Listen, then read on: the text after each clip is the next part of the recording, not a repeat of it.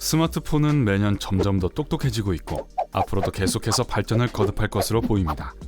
하지만 기기 선택에 신중하지 않으면 스마트폰 과열 현상 또한 계속 거듭되는 문제가 될 수 있어요. 만일 여러분의 전화기가 자주 과열된다면 이 비디오를 꼭 시청하세요.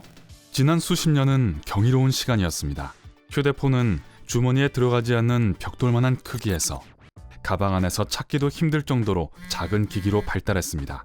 그러고 난 후 다시 휴대폰의 크기가 커지기는 했지만 여러 면에서 큰 차이가 있죠.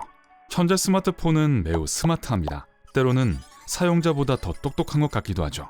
어떤 정보든 눈 깜짝할 사이에 찾아내고 복잡한 전문 프로그램을 실행하고 설득력 있는 대화를 할 수 있는 능력까지 갖췄기 때문에 휴대폰을 실제 지적인 존재로 착각하기 쉽습니다. 그리고 우리가 제공받는 편안함과 편리함의 수준에 훨씬 쉽게 익숙해지죠. 하지만 이런 엄청난 능력에는 피할 수 없는 문제도 함께합니다. 우리의 편안함이 단 몇 초 만에 사라져버릴 수도 있는데 바로 스마트폰의 과열 때문이죠. 만일 그런 문제를 경험한다면 가장 먼저 생각해봐야 하는 것은 주변 환경에 따라 무엇이 과열로 간주되는가 하는 것입니다.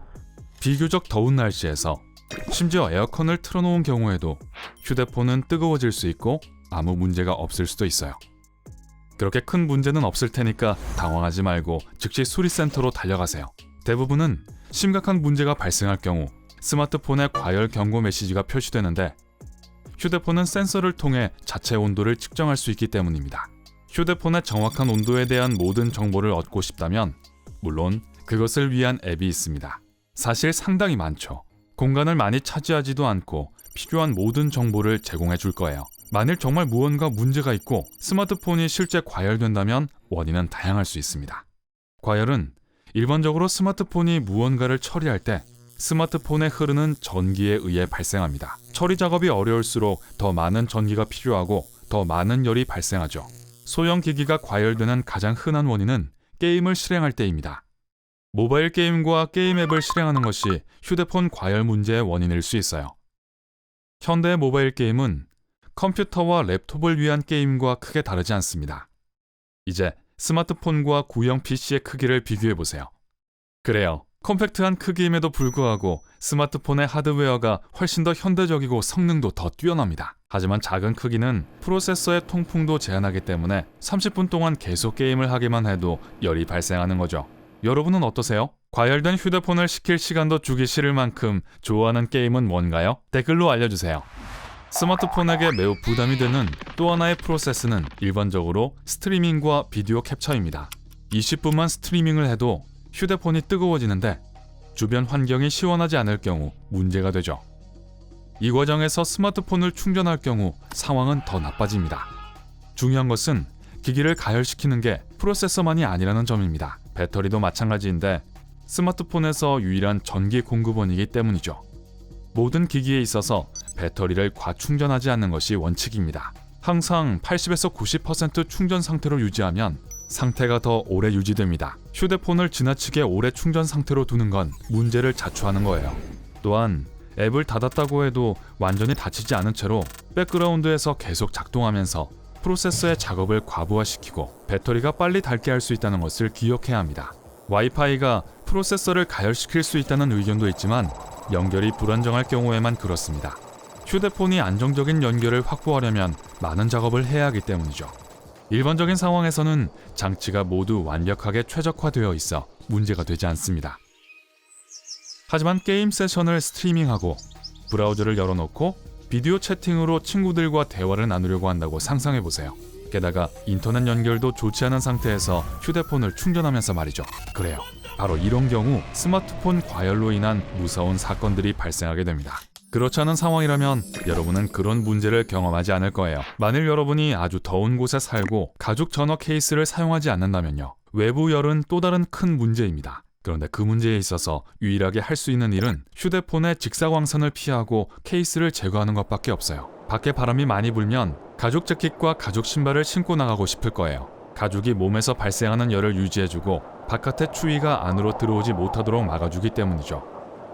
스마트폰에서도 같은 방식으로 작동합니다.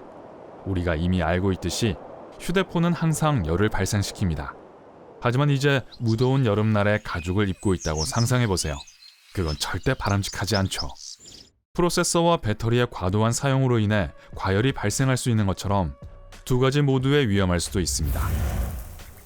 물론 스마트폰이 실제로 폭발하지는 않겠지만 속도가 느려지고 배터리가 금방 떨어지기 시작할 거예요.